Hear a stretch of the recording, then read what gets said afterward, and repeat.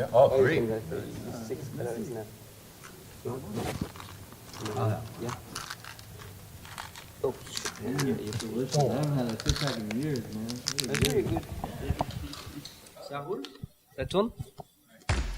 Le point Pigeon John, maintenant tous les mois, every month you can find Pigeon John on PUREchannel and see what's happening, see how the band is doing, see how the record is doing, Dragon Slayer.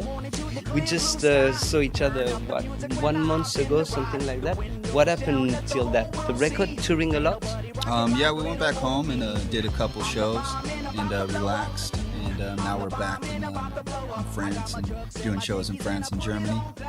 And yeah, just staying busy. Last time, we talked about the fact that the record Dragon Slayer was very melodic. It was a production, very peculiar production, you singing. And then you had to put it on stage. It's only the three of you on stage.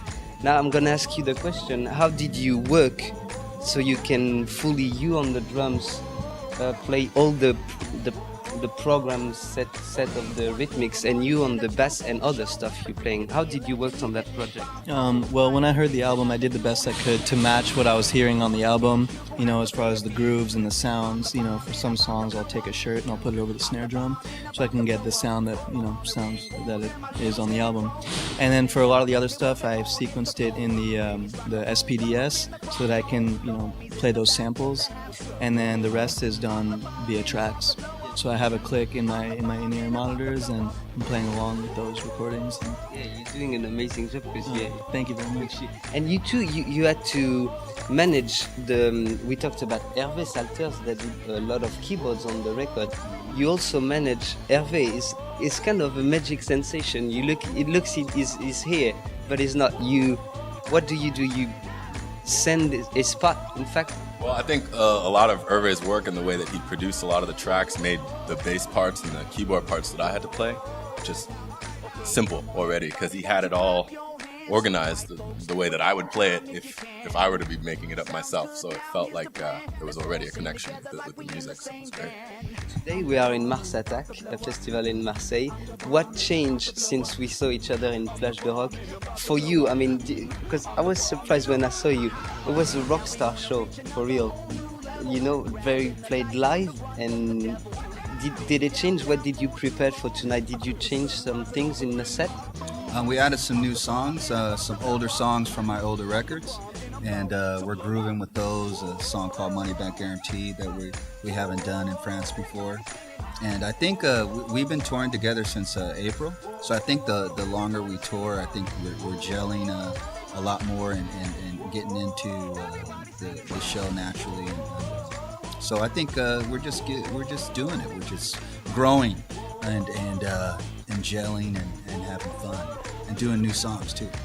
What happened with the last songs, the older songs, when you play it with that crew on stage? Was it a surprise for you? Yeah. Well, the song Money Back Guarantee is from 2006, and I never played it with live with the band, and we just started it just a couple of days ago. Actually, the last show we did it for the first time, and I love it. It brings life to the older songs and makes them sound new again. And so I'm having a ball with it. What about the new songs? Because we've been talking about that record, Dragon Slayer. I can tell you, go see every interview of Pigeon John, because we're talking in details of that record. But yeah, what about the new record? You're into it? Is it the same orientation? Oh, the new one? Yeah. I'm writing it on the road and reaching out to my friends for co-writing and stuff like that. So it's going back to the drawing board and hopefully working with Hervé again to produce it.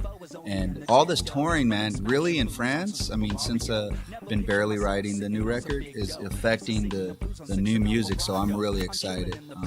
Accordion and stuff like that? What's that? You could the accordion and stuff like that? No, accordion, yeah, maybe, man. Who knows, man? Jeez. I think it's just great. I love to ride on the road too, and being here in France is really making it really weird in a good way. What themes does it bring? Oh man, well, I like to write whatever, whether it be laundry, masturbation, a trimming of a mustache. Your everyday life. Just everyday life, That's that's Whether, what you. some days I shave my legs, some days I don't. I keep it. And so this tour, I mean, we've been through kind of a lot, like so fast that it's almost maybe hasn't processed so far. So writing it really comes to life. All the stuff, the tour adventures, the mishaps, the great things, the terrifying things. All that stuff is most likely going to come out on this new record. You have it on paper, but do you have the music? Yeah, I have some music, and then writing. Usually do the music first. So you wrote it on the guitar, or you? I'm writing it on the computer.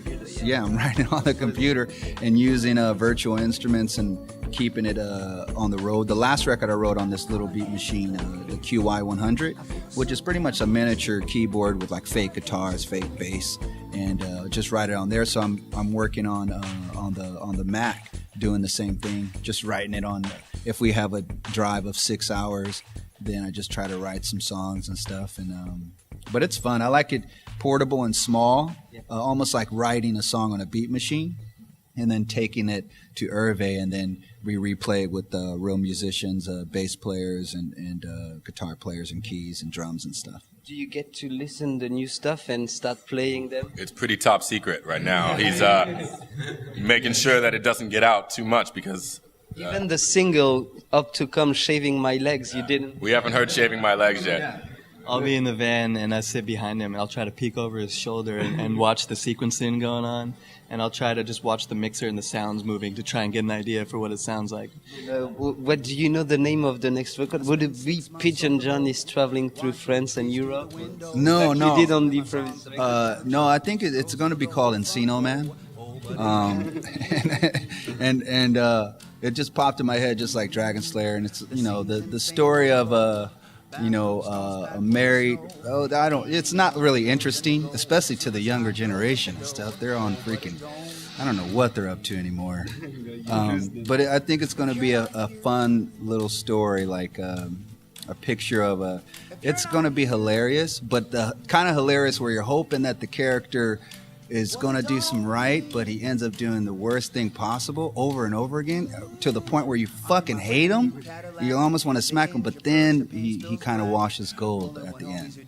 Well, thank you very much, John, in willing to hear that new record and to talk about it on PUREchannel. That's really Hey man, cool. thank you Thank you very much. You guys are awesome. Yeah. Thanks for I don't know what we did. That was a curious check. Anyway.